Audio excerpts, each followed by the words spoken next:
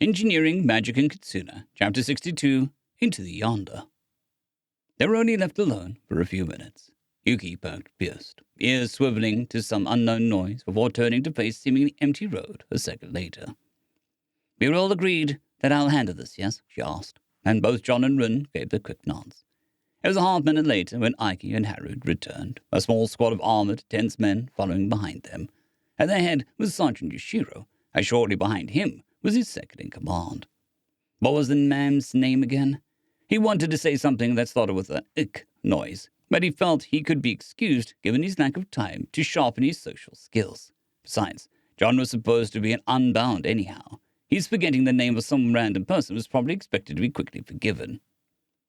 "Sergeant Yoshiro," John greeted, stepping forward. Of course, this caused everyone in the group to freeze, like dogs about to be struck by a cruel owner. Right.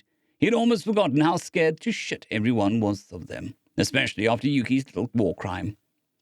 John stared at the men, and, after a moment of hesitation, they hurried over with a spring in their step.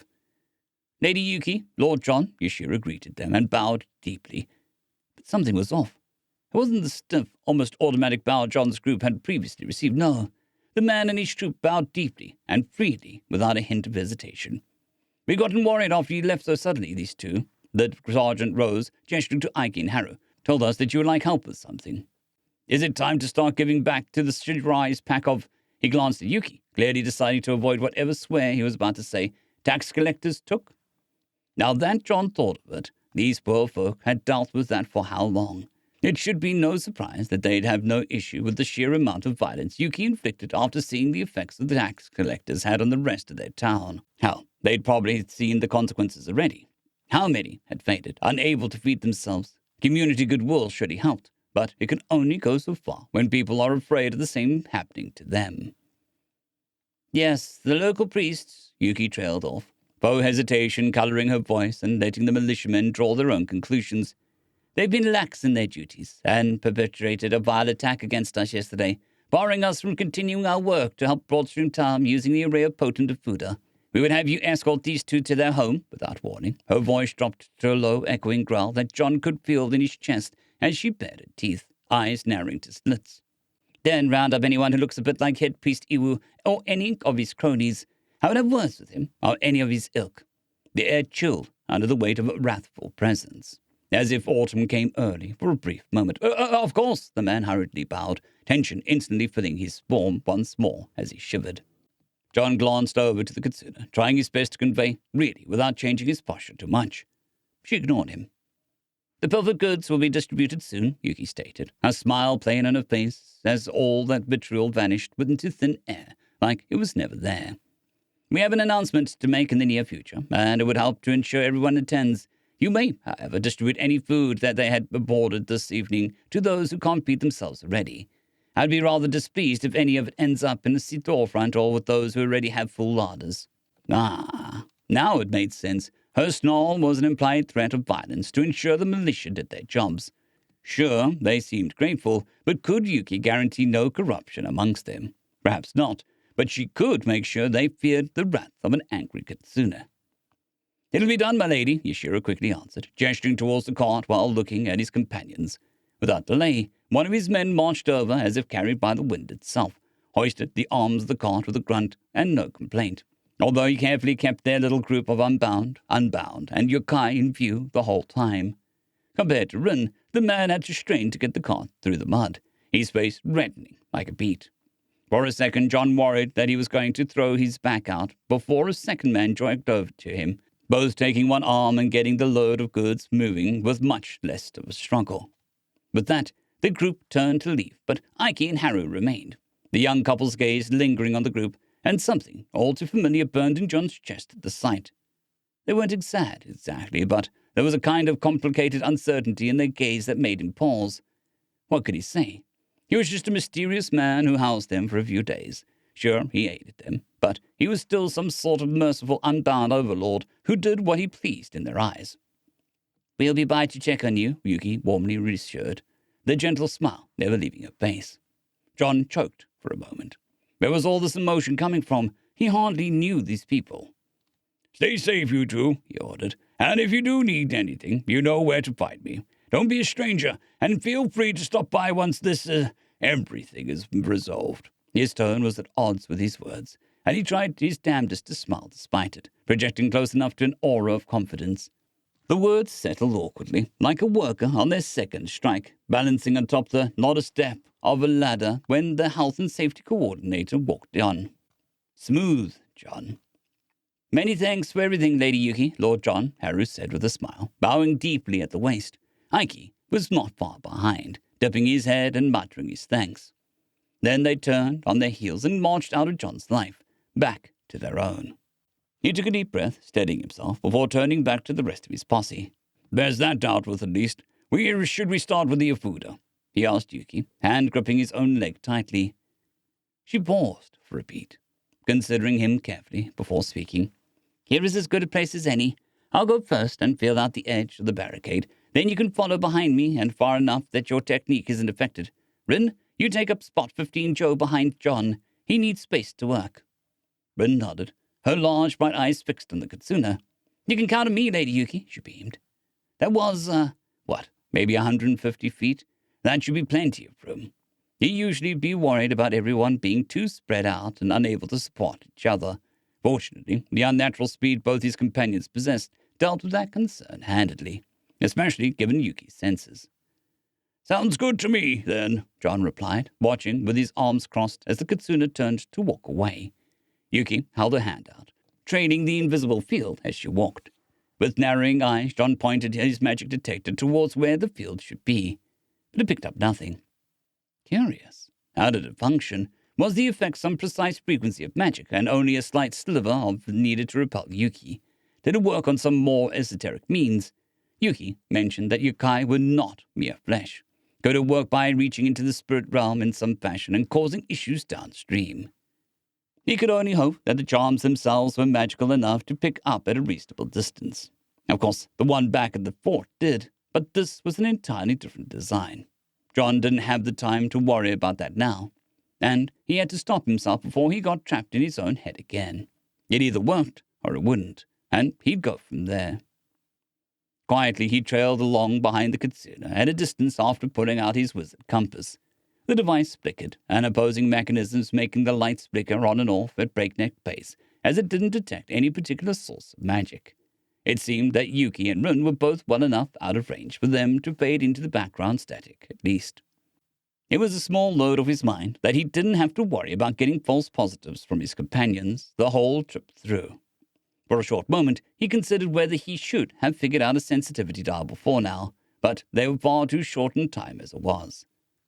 As the split group tracked along the town's perimeter, he kept his eyes glued to the compass dial, only occasionally looking up at Yuki or back at Rin to make sure everyone was still at the appropriate distances and not in danger.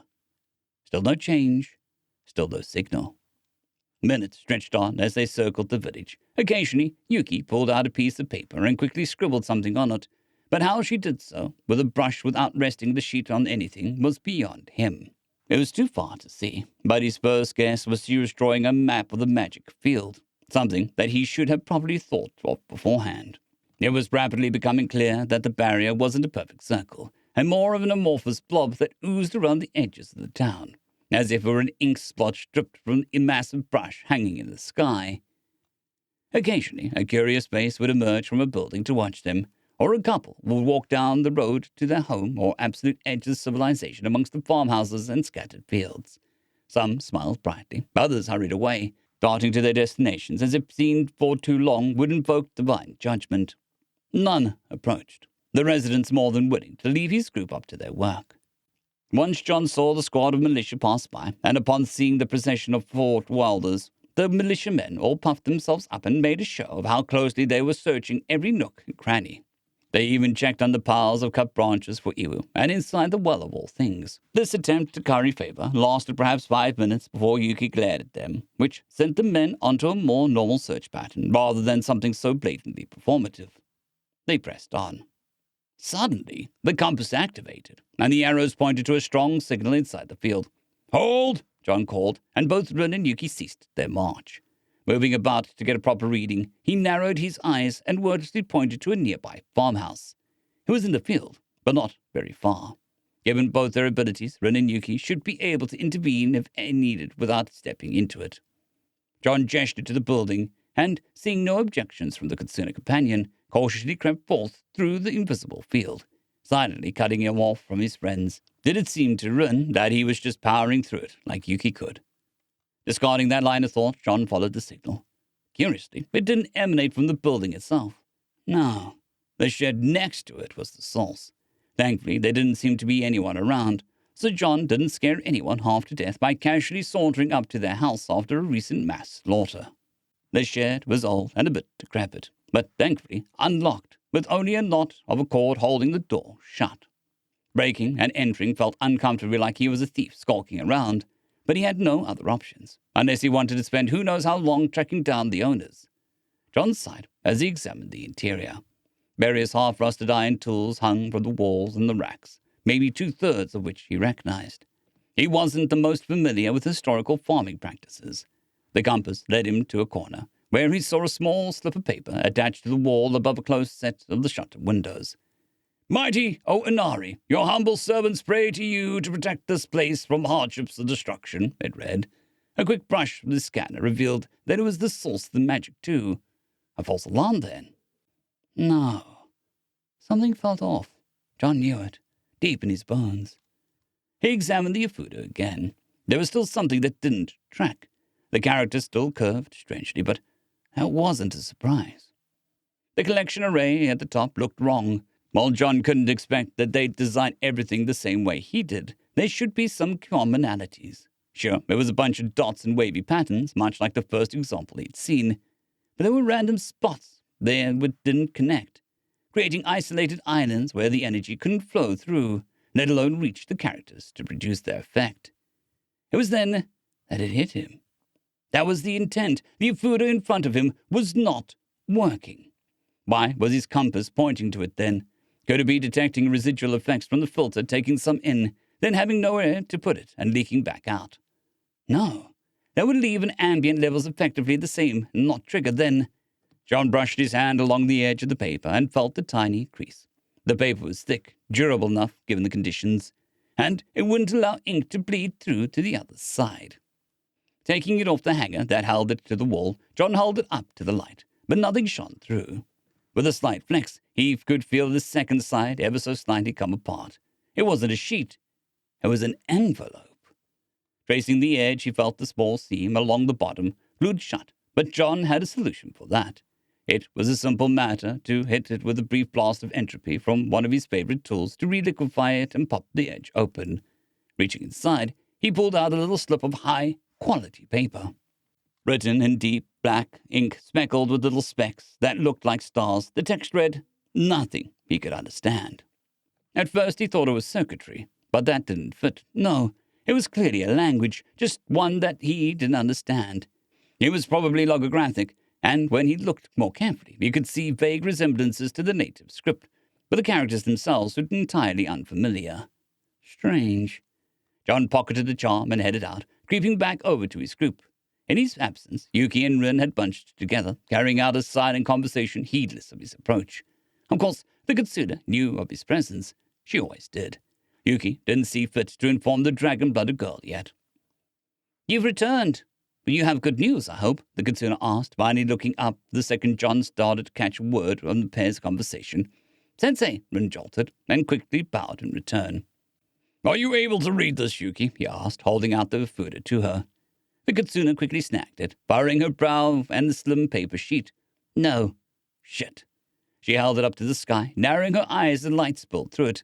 "Not entirely, at least.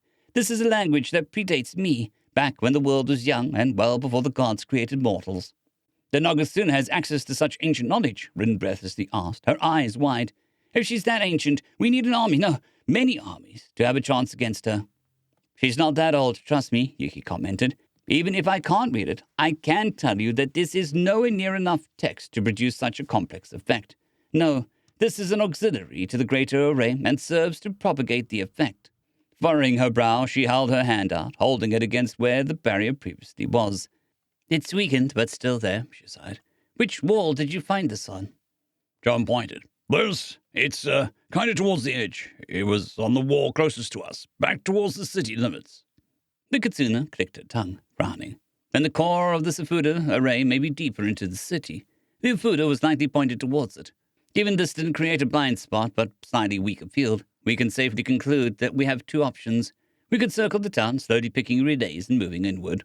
Or I can push in directly and find the core, now that I can filter for it, John groaned, finishing her thought and pulling out his magic detector. Of course, perhaps Yuki could follow him, even if it made her invulnerable. Rin, on the other hand, he could not risk Kiku getting her hands on the Unbound, even putting aside the way his heart pulled at the thought of her mind breaking under the pink Kitsune's touch. She knew far too much. There would be significant danger, of course. Kiku could already be in there, waiting for him. She might have people guarding the site, even if she wasn't somewhere within the town itself. But the pink mind twister should still be reading from the first attack, and the longer they waited, the more they were certain to face resistance. They had free rein now, but how long would that take for Kiku to mount a response? Dozens of people, maybe hundreds, could get caught up in the crossfire if the wards were weak enough when she arrived with her nameless army. "I'll do it," John hissed, determination flooding through him as he peered towards the town. "John," Yuki whispered, leaning in, "are you sure?" "We need to move," John replied, his lips pulling tight as he held out his hand. Perhaps a hair too slowly, Yuki placed the Ufuda in his hand, and he affixed it to the magic detector, quickly creating an ad hoc filter. "Be safe," she gently ordered. He turned away, casting one last glance towards his friends, and walked towards Broadstream Town. End of chapter.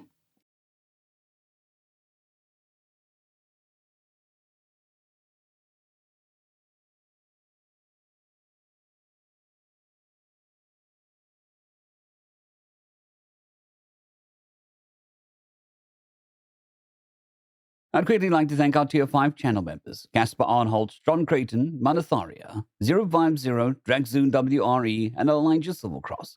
Thank you very much.